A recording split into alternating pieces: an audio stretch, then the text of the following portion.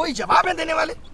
और शिक्षकों को आपको पता होगा बस में बिठा के घुमाया जा रहा है, दिल्ली भ्रमण करा रहे हैं। सेंटर चेंज हुए इधर उधर हुए, उस पर क्या कहना है उनका? हाँ, उनका ये कहना है, हमने बोला कि आप 5 ये ले लो, तो बोले ऐसा कुछ नहीं है, हम सिटी तो 10 दिन पहले बता देते हैं। और पता अपना एग्जाम्पल क्या करें बाबूजी, मैं जब पेपर देने जाता था 3 साल सीजीएल भी निकाला मैंने, तो मैं स्लीपर भी नहीं मिलती थी, धक्के खा के जाता था। तो उनका ये है कि बच्चे भी धक्के खा के जाए, फिर काय का डिजिटल इंडिया, फिर तुम देश को आगे ले गए हो, तुम आज से वही हो रहा है। रिपीटेड क्वेश्चन थे। और जो एआई वाले इन लोगों ने मुद्दा उठाया था कि एआई से पेपर हाँ, बनवा रहे हैं, उसको उन्होंने बड़ा चलो कह रहे आपको पता है वर्जन पेपर दे रहे हैं हम, वर्जन पेपर है ये सब थे, एग्जैक्ट शब्द बता रहा हूँ। कैसे बोले वो अनटच है, उसको किसी ने टच नहीं किया है, क्वेश्चन को बिना टच किए बन गया। मैंने कहा एक एक पेपर में 5-5 सवाल गलत हो जाते हैं, बड़े ध्यान से सुनना। मैंने कहा एक एक पेपर में 10-10 सवाल गलत हो जाते हैं। बोले पेपर अनटच है, किसी और को टच कराएंगे कि चेक कर लो एक बार तो गलत हो जाएगा, पेपर आउट होने के चांस है। आज आप देख लो जो लोग हमारे पेपर बना रहे हैं वो अपने मौसी के लड़के को भी बता दें, उनको भी नहीं पता ये पेपर किस एग्जाम में आएगा। मैंने कहा भाई आप सिलेबस में तो आपने दिया नहीं था प्रोबेबिलिटी स्टैटिस्टिक्स, आप सिलेबस तो दे रहे हो। बोले उससे क्या मतलब है, बच्चों को नहीं पता कि 12th बेस्ड है और 12th में सब आता है। तो मैंने कहा आप ये भी लिख दो कि भाई 12th बेस्ड है, एनसीईआरटी पूछेंगे तो बोले लिख देंगे, ये इनडायरेक्टली तो लिखा हुआ ही है। कुल मिला के उनको किसी बात के लिए इतना सा रिग्रेट नहीं है कि बच्चे परेशान है या एग्जाम सिस्टम खराब है। उनको लग रहा है हम भी धक्के खाते थे, तुम लोग भी धक्के खाओ, धक्के खा के कोई नौकरी तुम्हारे हिस्से में आ जाए तो अच्छी बात है, नहीं तो नहीं। किसी भी बात के लिए उनको कोई रिग्रेट या परेशानी इस बात से नहीं है, वो मजे में है पूरे। और सर आप पूरे देश के शिक्षकों को आंदोलन करने के लिए बुलाए थे, अब मिलने के लिए डीओपीटी से बुलाए थे सर। हमको लगता है कि देश के तमाम शिक्षक आए हैं, सारे शिक्षक लगभग आए हैं और इतनी संख्या शिक्षकों की थी। आज जो पूरा क्रम हुआ, जैसे प्रशासन का जो आप लोगों से बिहेवियर रहा, आप एसएससी चेयरमैन से भी मिलकर आ रहे हैं, आपको क्या लगता है जो ये पूरा हुआ? आज सुबह डीओपीटी वालों ने भी बोल दिया था कि मिलेंगे, फोन पे बात हो रही थी, बाकायदा नंबर आ रहे थे, ऐसे लग रहा था कितने सम्मान से बुलाया जा रहा है। तो आप सुबह से देख रहे हैं हर चीजों को सर, और पहले से भी लगे हुए हैं। कितना उम्मीद है कि आपके इस रिफॉर्म वाले आंदोलन से, इस मीटिंग से कुछ प्रभाव पड़ेगा या कुछ अंतर देखने को मिलेगा, कुछ सुधार होगा? जितना ज्यादा से ज्यादा बच्चा यहाँ के बैठेगा तो इस सिस्टम को ठीक करके ही जाएंगे, क्योंकि इतनी कमियां है ना। जैसे हमने बोला माउस और कीबोर्ड, हाँ ये मानते हैं थोड़ा माउस दिक्कत कर रहा है हर जगह माउस। हमने बोला एक बच्चा पीटा गया, बोला अच्छा बच्चा पीटा गया, वीडियो कहाँ दिखाइए, लिंक दे दिया कि भाई ये वीडियो है। उनको ये भी नहीं पता, वैसे उनको एक एक बात पता है, उनको हमारी वीडियो के एक एक शब्द पता है कि हम क्या बोलते हैं। उनको ये नहीं पता कि एक बच्चा पीटा गया है, बच्चों के साथ अभद्र व्यवहार हो रहा है। हमने कहा इन्विजिलेटर आप ऐसे ही रख ले रहे हो, बोले फिर कैसे रखें, चेक करने जाएं कि इन्विजिलेटर क्या करता था पहले, नहीं करता था। तो कुल मिला के सारे जवाब उलूल जुलूल थे और मीटिंग बहुत ही बर्बाद हुई। जो फीस लेते हैं वो किस बात की लेते हैं अगर आप व्यवस्था ही नहीं करवा पा रहे हैं? फीस ले रहे हैं, गलत क्वेश्चन का पैसा ले रहे हैं, बस्ता रखने का पैसा ले रहे हैं, कह तो रहे हैं जो पैसा ले रहे हैं उससे रोडें बन रही है, आप तो देख ही रही हो। बच्चों की बेरोजगारी का रोड बनवाइए। एसएससी कमीशन को ये बोलना चाहिए कि गलत सवाल के आंसर का 100 रुपए आपकी रोड बनाने में लग रहा है। सच में रोड भी सर, रोड भी तो नहीं बन रहा है। धीरे धीरे इकट्ठे हो रहे हैं, पूरे देश से बच्चे को बुला रहे हैं, यहीं बैठेंगे जब तक ये सिस्टम सही नहीं हो जाता। सुबह तक डीओपीटी बहुत नॉर्मल था, बात करने में कोई दिक्कत नहीं हो, अचानक लग गई, कैसे इतने लोग आ गए, ये कैसे हो गया, हटाओ अब नहीं मिलेंगे, ईगो पे ले ली बात, वरना उससे पहले मिलने को तैयार थे। सत्र चल रहा है, आप लोग अभी बवाल मत करिए।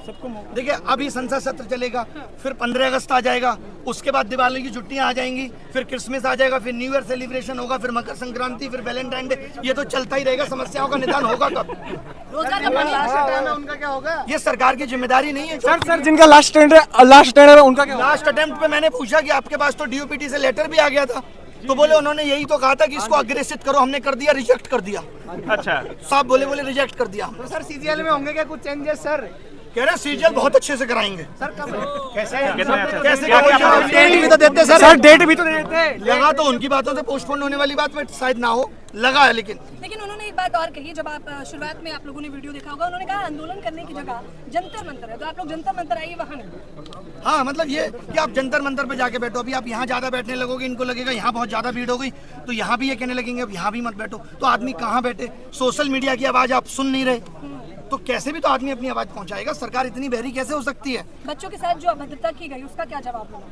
बहुत खराब है ये। लोग बच्चे छोड़िए, आप टीचर्स पे लाठी चार्ज, उनको गलत तरीके से जबरदस्ती बस में बिठा के ले जाना, ये कितना गलत है। और वहाँ पे क्या कर दिया था, टीचर ये कह रहे थे कि भाई 4 लोग हम में से डीओपीटी मिनिस्टर से मिलना चाहते हैं, लेकिन उनका ईगो आज इतना बड़ा है कि वो किसी से नहीं मिल सकते। बात भी नहीं सुनेंगे बच्चे। मैं आप सबको कैमरे के माध्यम से बताना चाहता हूँ कि ये 1 साल की भर्तियां 3 लाख करोड़ का घोटाला है, और वक्त सबके प्रूफ दूंगा। 3 लाख करोड़ के घोटाले। आप क्या अपनी नौकरी से 50,000 रुपए की उम्मीद कर रहे हैं, जहाँ इतने बड़े बड़े स्कैम चल रहे हैं। ये एडुकेटी का आना इतना आसान नहीं है।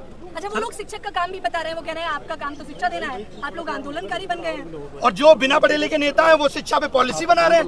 ABCD नहीं आती है बाबूजी को, राजस्थान के शिक्षा मंत्री बन के बैठे हैं। हम इनको शिक्षा पॉलिसी बनाने दें, एजुकेशन पॉलिसी बनाने को इनको दे दें, और शिक्षक बता नहीं सकता कि आपके सिस्टम में खामियां क्या है।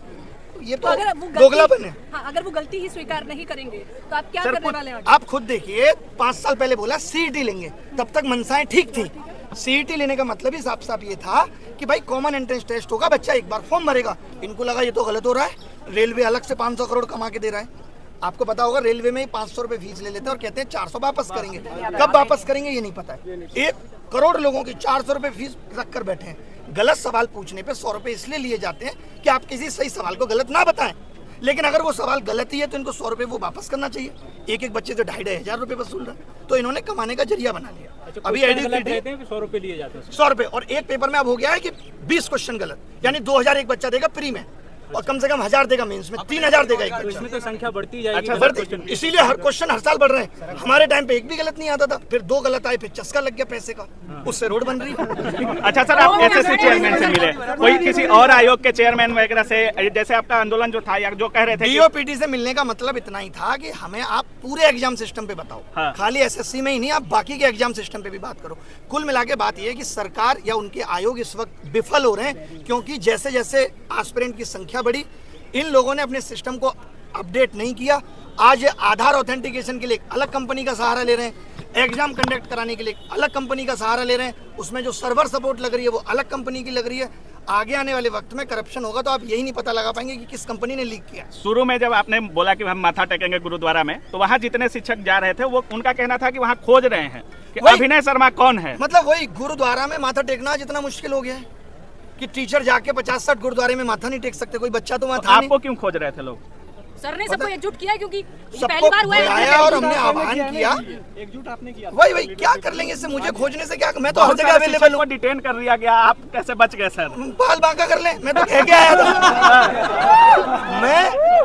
मैं कौन है वो जो भागता है? मिल्खा सिंह से तेज भागता हूँ मैं। अभिनय सर जी जिंदाबाद। ये मत करो प्लीज, मत करो। हम लोगों को शांति से यहाँ बैठना है, शांति से यहाँ बैठना है, जब तक बैठना है, जब तक मांगे नहीं मानी जाएंगी। और पूरे देश के युवा को बुलाना है। कमाल की बात यह है कि सब लोग आ जाए, चाहे वो रेलवे। 7 साल से शिक्षक भर्ती नहीं आई, बताओ। बेटा है देर की बातचीत में कहीं आपको लगा कि मतलब सर मोदी जी को ढीला करना है। कहीं नहीं, कोई भी ऐसा आश्वासन नहीं था जो ठीक मिला है। टोटल इलॉजिकल थी, उनको अपना बताना था। हम 16 घंटे काम कर रहे हैं, 8 घंटे सो रहे हैं। फिर ध्यान में आया उनको, नहीं 2 घंटे तो और भी कुछ कर रहे हैं। फिर बोले 14 घंटे काम कर रहे हैं। तो उन्होंने बस यही दिखाया, हम बहुत काम कर रहे हैं बच्चों के लिए, हर एक बच्चे की समस्या को सुन रहे हैं, हर एक बच्चे की समस्या का निदान करने की कोशिश कर रहे हैं। कुल मिला के सरकार, एजेंसी और आयोग तीनों मिले हुए हैं और सबका एक ही उद्देश्य है, किस तरीके से युवाओं से पैसा वसूला जाए। अच्छा, आप देखो, आप पे ये आरोप भी लगा कि आप